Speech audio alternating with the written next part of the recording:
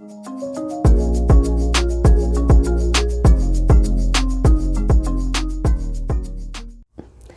everyone, welcome back to my channel. Welcome to my 36-week update, which is very exciting. I'm actually 36 weeks and 2 days today. Tuesday, Wednesday, Thursday, Friday. Yeah, that's right, sorry. If you're new to my channel, I'll give you a little backstory. I'll try to make it brief.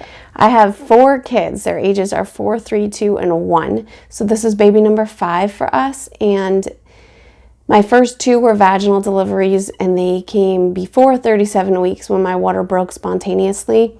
The next 2 were C-sections. They came at 39 and 2 days and then 39 weeks exactly. So the doctors do expect that this pregnancy is similar to the first 2 because I had first trimester bleeding around 4 weeks, and they expect that it's more likely that my water will break early. For me, that point in pregnancy would be coming very quickly, since that was at 36 weeks and 4 days and 36 weeks and 5 days. So the next 2 to 3 days, we'll see what happens.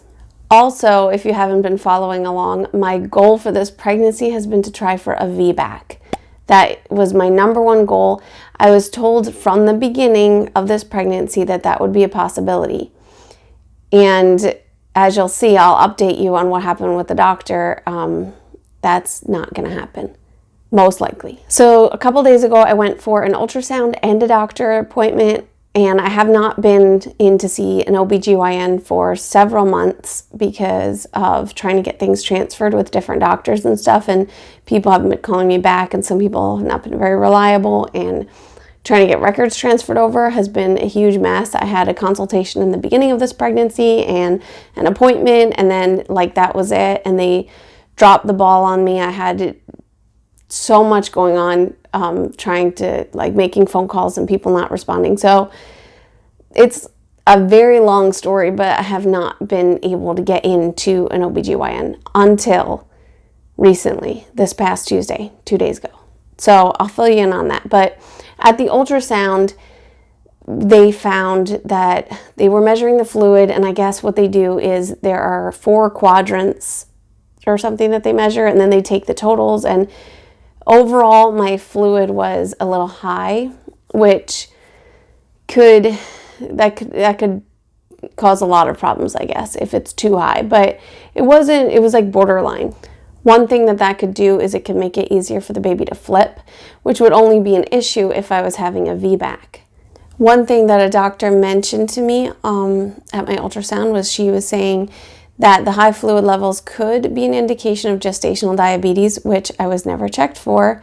So I wouldn't know. I mean, I didn't have it with my other 4, but you never know. So she said it could be an indication of that, but it might not be. So they said at this point it's not they're not going to check it. It's obviously too late. So it is what it is. Now, before I get into too much of what's going on with me symptomatically as far as the pregnancy goes, I will let you know what happened at the doctor a couple days ago. So I went for my OB appointment, and the doctor, I was speaking with her about a v-bac and how that's going to go, and she just said that's not going to happen. So I told her, I said, well, from the beginning, the doctors have told me that I have about a 50% chance of being able to attempt it at this specific hospital, because half the doctors were in favor of it and half were not. So they said it depends who's on call that day. So that's what I kept getting told for 9 months of pregnancy until a couple days ago, this doctor appointment, when she said, I don't know who would have told you that, and it's not true. She said no physician in their practice would be willing to do that for me. So I was very disappointed. I went home and basically just tried to wrap my mind around the whole thing. She told me I need to schedule a C-section and meet with a surgeon, and she gave me all kinds of instructions. It's less than 3 weeks from today. So that would be October 20th, the C-section. But if my water breaks before then, she said, come in right away. There's no time to waste. It's like super urgent. I just keep hoping. I don't know why I'm hoping anymore. It was just a lot for me to wrap my mind around. So I went home and talked about it with my husband, my mom. I slept on it. The next day, thinking about it more and more, and I remembered that there was a doctor where I got my ultrasound who told me to contact her if there were any questions or concerns regarding my OB visit. So I wound up emailing her and explained everything that was going on and just kind of asked, are there any other options, or is that it for me? Like, do I just have to have the C-section and that's it? And she got back to me. She called me this morning and said that she has no control over it, basically, which I figured, but I thought, you know, I have to do what I can do, try whatever I can try at this point. So I'm still glad I reached out to her. She basically just said all they can do at this maternal fetal medicine place is where I get my ultrasounds, is they can just relay to the doctors what's going on with my scar site on my uterus and how it's looking. And up to this point, it's been looking really, really good. They said it hasn't been thinning, nothing like that. But the doctor I spoke with at the OB office said it does not matter because I'm not actually contracting. So what I'm confused about is, if it doesn't matter, how come I've been going all these months to get it checked? So I think it does matter. So if you can't tell, I'm a little frustrated about this whole thing. To see doctors for 9 months who tell me I have a chance at a v-bac, and to be working with people who are monitoring everything toward the goal of a v-bac. It's just then to be told, oh no, that wasn't actually true, you need a C-section. Like, I don't know, it's pretty aggravating.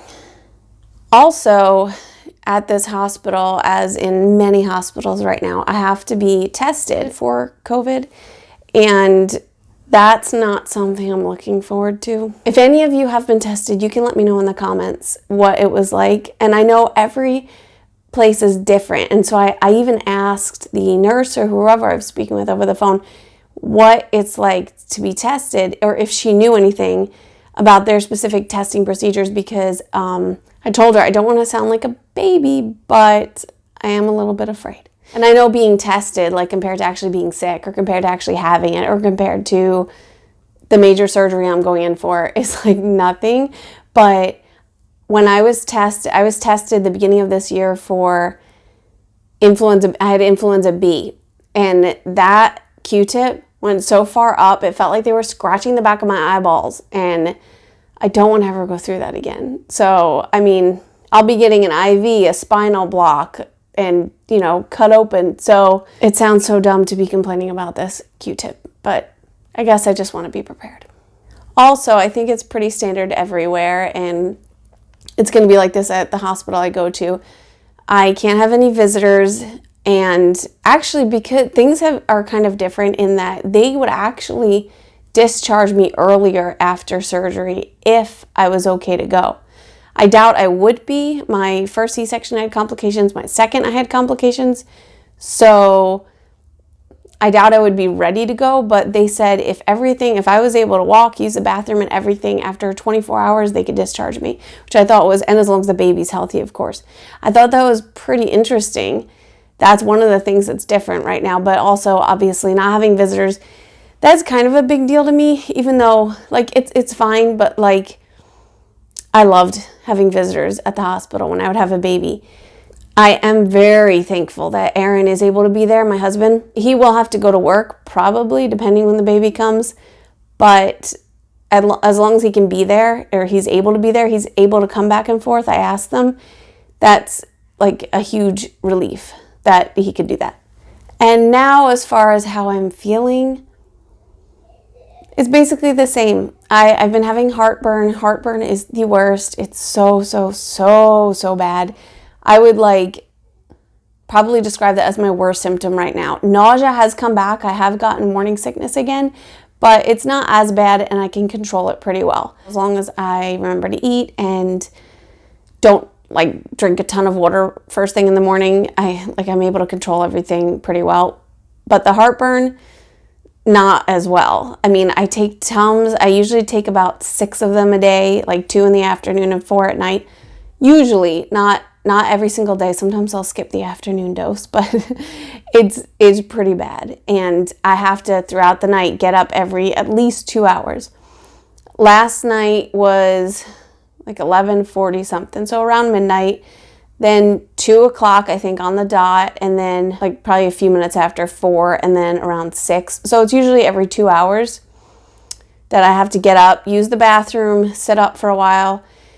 It's just exhausting. I think this is one of those ways of preparing women for having a newborn. Of course, I know every newborn's different, but I'm actually thinking that I will wind up getting more sleep when she comes. Probably. I don't know. Because it's just really, really hard right now. So getting up, even just getting up in the middle of the night to use the bathroom, I think if you've ever been pregnant, you know how it is. At the end of pregnancy, you've been laying down for a couple hours and then you're trying to get up and the weight of the belly is like so much. I waddle all the time. Sometimes it feels like she's so low and that doesn't feel very pleasant. So I am still working on our hospital bags. I have been doing the baby's laundry and so much, trying to get so much done right now. We got the car seat out and everything. We're trying to get everything prepared for this 36 weeks and 4 days marker when my water could break, or 36 and 5. We just want to have everything ready for then, even though it might not be until 39 weeks that she comes. Either way, it'll most definitely be before or by October 20th, which for me is 39 weeks exactly. The hospital, or the doctor, actually called this morning, the surgery scheduling place, and scheduled me for surgery for that day. They said I won't find out what time I'm going in until the day before. They're going to call me between 2 and 6 p.m. I think. So I have to go in on Tuesday and get some kind of kit, and then the following Tuesday I have to meet the surgeon and sign consent forms. There's like so much involved. I haven't had a C-section with this hospital before. My 2 previous ones were both with the same hospital, but it was a different one. And there just seems like a little more involved this time. They said I might need blood work and whatever else. I guess we'll see. Basically, just right now, I'm feeling very pregnant. I am exhausted all the time, but so grateful to be at the very end in the month of her birth, which, by the way, I am very excited about having an October baby. I love the month of October. And I guess that's it for this update. I don't think I have anything else to share with you guys right now. If you're interested in seeing the birth vlog and my birth story and all of that, what's in my hospital bag, videos and stuff that are coming up, make sure to subscribe and turn on the notification bell, and that will alert you when I post the videos. And I'm going to be doing her name reveal right after she's born. I'll film it at the hospital and post it. That's going to be a pretty exciting video.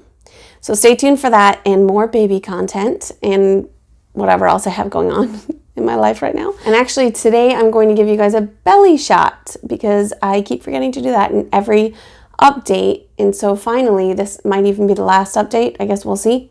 Maybe not. But finally I'm going to do that. So thanks so much for watching, for hanging in there with me. And I'll see you guys next time. Bye.